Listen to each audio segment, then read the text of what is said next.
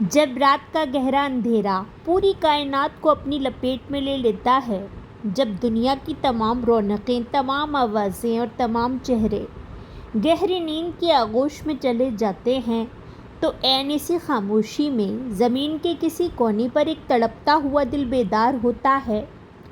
وہ انسان جو دن کے اجالے میں سب کے سامنے مسکراتا ہے، جو اپنے درد کو چہرے کی مصنوعی ہنسی کے پیچھے چھپا کر رکھتا ہے، وہ تنہائی کے اس بند کمرے میں اپنے بستر یا جائے نماز پر سر جھکا کر بیٹھ جاتا ہے۔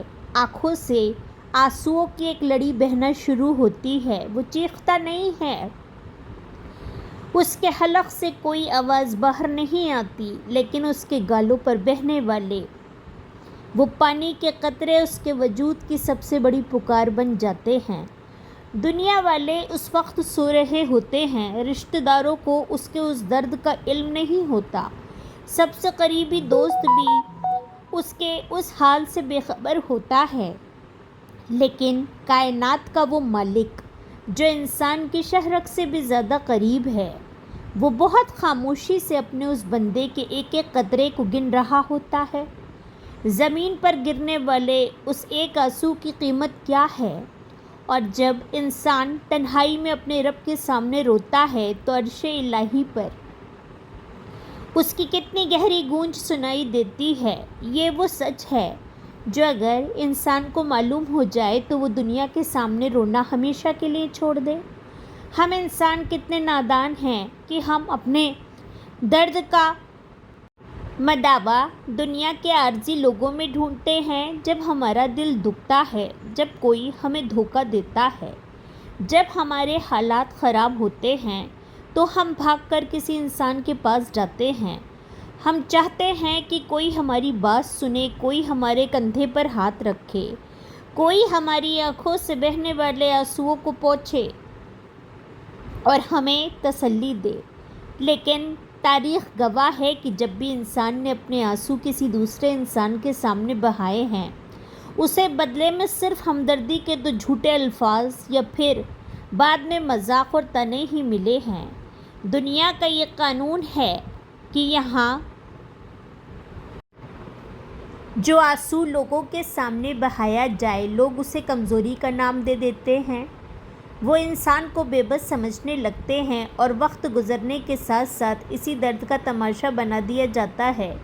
لیکن اس کائنات کا ایک دوسرا قانون بھی ہے جو عرش بری پر لکھا گیا ہے۔ وہ قانون یہ ہے کہ جو آنسو تمام دنیا سے چھپا کر بند کمرے کی تنہائی میں صرف اور صرف اپنے رب کے خوف اور اس کی محبت اور اس کے یقین میں بہایا جائے، وہ کائنات کی سب سے قیمتی اور سب سے طاقتور چیز بن جاتا ہے۔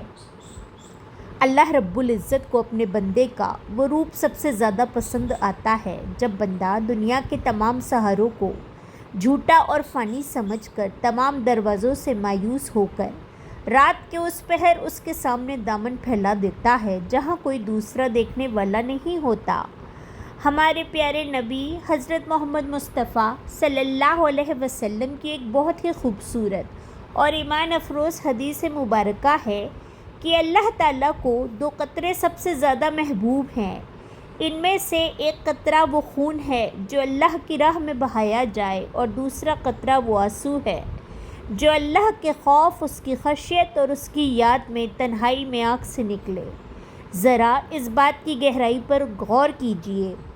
کائنات کا مالک جس کے قبضے میں زمین اور آسمان کے تمام خزانے ہیں، جو ستاروں کی چال کو بدلتا ہے، جو سمندروں کی موجوں کو حکم دیتا ہے، وہ اس مٹی کے انسان کی آنکھ سے نکلنے والے پانی کے ایک چھوٹے سے قطرے کو اتنی بڑی قیمت دے رہا ہے۔ وہ اسے شہید کے خون کے برابر درجہ دے رہا ہے۔ وہ آنسو کوئی عام پانی نہیں ہوتا، وہ تو دراصل انسان کے ایمان کی سب سے سچی دلیل ہوتا ہے۔ جب انسان اکیلا روتا ہے تو وہ تنہا نہیں ہوتا، اس وقت غیب کی ایک عجیب سی چادر اسے اپنے حالے میں لے لیتی ہے۔ وہ آنسو جو انسان کی آنکھ سے نکلتے ہیں، وہ دراصل دل کا غبار نہیں ہوتے، بلکہ وہ تو روح کا وضو ہوتے ہیں۔ جس طرح پانی سے جسم پاک ہوتا ہے، بالکل اسی طرح تنہائی کے ان آنسوؤں سے انسان کی روح پاکیزہ ہوتی ہے۔ وہ گناہ جو انسان کو اندر سے کھوکھلا کر رہے ہوتے ہیں، وہ خطائیں جو انسان کے دل پر سیاہ دھبے بن کر جم جاتی ہیں، وہ سب ان آنسوؤں کے پانی سے دھل کر صاف ہو جاتی ہیں۔ انسان جب رو کر سجدے سے سر اٹھاتا ہے تو اسے اپنے اندر ایک عجیب سا ہلکا پن، ایک انوکھا سکون اور ایک ایسی پاکیزگی محسوس ہوتی ہے جو دنیا کی کسی دوسری مادی چیز سے حاصل ہو سکتی ہے۔ یہ سکون دراصل اس بات کا ثبوت ہوتا ہے کہ زمین پر گرنے والے ان قطروں نے عرش والے کو راضی کر لیا ہے۔ اس روحانی سفر میں جب ہم آگے بڑھتے ہیں تو ہمیں یہ معلوم ہوتا ہے کہ تنہائی کے ان آنسوؤں کی گونج عرش الہی پر کس طرح سنائی دیتی ہے۔ جب زمین پر رات کے اندھیرے میں کوئی بندہ روتا ہے تو اللہ تعالیٰ فرشتوں کے سامنے اپنے اس بندے پر فخر فرماتا ہے۔ اللہ رب العزت فرشتوں سے کہتا ہے کہ دیکھو میرے اس بندے کو، اس کے پاس گناہ کرنے کے تمام راستے موجود تھے، یہ چاہتا تو دنیا کی رنگینیوں میں کھو سکتا تھا، یہ چاہتا تو آرام کی نیند سو سکتا تھا، لیکن اس نے بند کمرے کی تنہائی کو چنا، جہاں کوئی انسان اسے نہیں دیکھ رہا، جہاں کوئی کیمرہ اسے ریکارڈ نہیں کر رہا، جہاں کوئی واہ کرنے والا موجود نہیں ہے۔ یہ صرف اس یقین کے ساتھ رو رہا ہے کہ اس کا ایک رب ہے جو اسے دیکھ رہا ہے اور جو اس کے گناہوں کو معاف کرنے پر قادر ہے۔ اللہ رب العزت فرشتوں کو گواہ بنا کر کہتا ہے کہ میں نے اپنے اس روتے ہوئے بندے کی تمام خطاؤں کو معاف کر دیا اور اس کے دل کو اپنے نور سے بھر دیا۔ ذرا سوچئے وہ آنسو کتنا خوش قسمت ہے جو انسان کی آنکھ سے نکل کر ابھی زمین تک بھی نہیں پہنچ پاتا کہ عرش پر اس کی قبولیت کا پروانہ لکھ دیا جاتا ہے۔ تاریخ اسلام اور انبیاء اکرام کی زندگیاں اس بات کی سب سے بڑی گواہ ہیں کہ جب بھی کائنات میں کوئی بڑا معجزہ ہوا، جب بھی ناممکن کو ممکن بنایا گیا، جب بھی سمندروں نے راستے دیے، جب بھی دہتی ہوئی آگ گلزار بنی اور جب بھی صدیوں کے قحط ایک پل میں رحمت کی برسات میں بدلا، تو اس کے پیچھے کسی انسان کی طاقت یا اس کا مال نہیں تھا، بلکہ اس کے پیچھے رات کی تنہائی میں بہائے جانے والے وہی چند مقدس آنسو تھے جو کسی نبی یا کسی ولی کی آنکھ سے نکل کر سجدے کی جگہ پر گرے تھے۔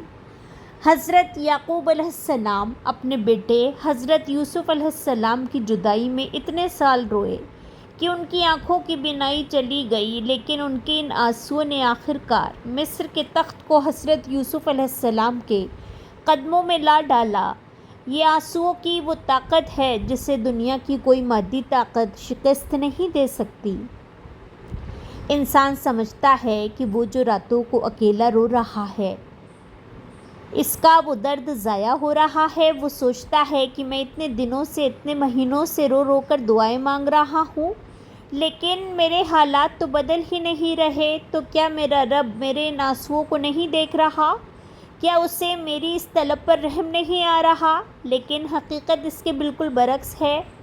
اللہ تعالیٰ اپنے بندے کے ان آنسوؤں کو ضائع نہیں کرتا، بلکہ وہ تو ان قطروں کو محفوظ کر رہا ہوتا ہے۔ وہ دیکھ رہا ہوتا ہے کہ میرا بندہ کب تک اپنے توکل کی آخری حد پر قائم رہتا ہے۔ اللہ کی طرف سے ہونے والی یہ تاخیر دراصل بندے کے ظرف کو بڑا کرنے کا وقت ہوتی ہے۔ وہ چاہتا ہے کہ بندہ رو رو کر اپنے وجود کو اتنا پاک کر لے کہ جب اسے نعمت ملے تو وہ نعمت اسے دنیا کا اسیر نہ بنائے، بلکہ وہ نعمت اسے اللہ کا اور زیادہ شکر گزار بندہ بنا دے۔ کبھی کبھی انسان کا سب سے بڑا زخم ہی اس کی زندگی کا سب سے خوبصورت موڑ بن جاتا ہے۔ اگر زندگی میں وہ صدمہ نہ آتا، اگر وہ رشتہ نہ ٹوٹتا، اگر وہ کاروبار میں نقصان نہ ہوتا، تو انسان کبھی بھی رات کی اس تنہائی میں رو کر اپنے رب کو پکارنا نہ سیکھتا۔ وہ دنیا کے شور میں ہی مست رہتا، وہ گناہوں کی دلدل میں ہی دھسا رہتا۔ یہ وہ درد ہی تو ہے جس نے انسان کو خلوت کا مسافر بنا دیا، یہ وہ آنسو ہی تو ہیں جنہوں نے انسان کی زبان پر سچے سجدوں کا ذائقہ چکھا دیا۔ اس لیے اس درد کو مصیبت مت سمجھیے، یہ درد تو اللہ کی طرف سے بھیجا گیا وہ قاصد ہے جو آپ کا ہاتھ پکڑ کر آپ کو دنیا کے جھوٹے سہاروں سے دور راستے کائنات کے مالک کے عرش کے سائے تلے لے آیا ہے۔ آج کی اس دنیا میں جہاں ہر طرف نفسا نفسی کا عالم ہے، جہاں ہر انسان دوسرے انسان کا استعمال کرنے کے چکر میں ہے، وہاں اگر آپ کے پاس ایک ایسی جائے نماز ہے جہاں آپ بیٹھ کر اکیلے رو سکتے ہیں تو یقین کیجئے آپ کائنات کے امیر ترین انسان ہیں۔ آپ کے پاس وہ دولت ہے جو دنیا کے بڑے بڑے بادشاہوں کے پاس بھی نہیں ہے۔ آپ کا رشتہ اس ذات سے جڑا ہوا ہے جو دلوں کے بھید جانتی ہے اور جو حالات کو بدلنے پر قدرت رکھتی ہے۔ اپنے ان آنسوؤں کی قدر کیجئے، انہیں دنیا کے منافق اور عارضی لوگوں کے سامنے بہا کر سستا مت کیجئے، بلکہ انہیں صرف اس کے سامنے پیش کیجئے جو ان کی اصل قیمت جانتا ہے، جو ان قطروں کے بدلے آپ کو دنیا اور آخرت دونوں کی بادشاہی عطا کرنے پر قادر ہے۔ یا اللہ، ہمارے ان تنہائی کے آنسوؤں کو اپنی بارگاہ میں قبول اور منظور فرما، ہمارے دلوں کو دنیا کی محبت اور کینے سے پاک کر دے۔ جب ہم تنہائی میں تیرے سامنے روئیں تو ہمارے ان قطروں کو ہمارے گناہوں کا کفارہ بنا دے۔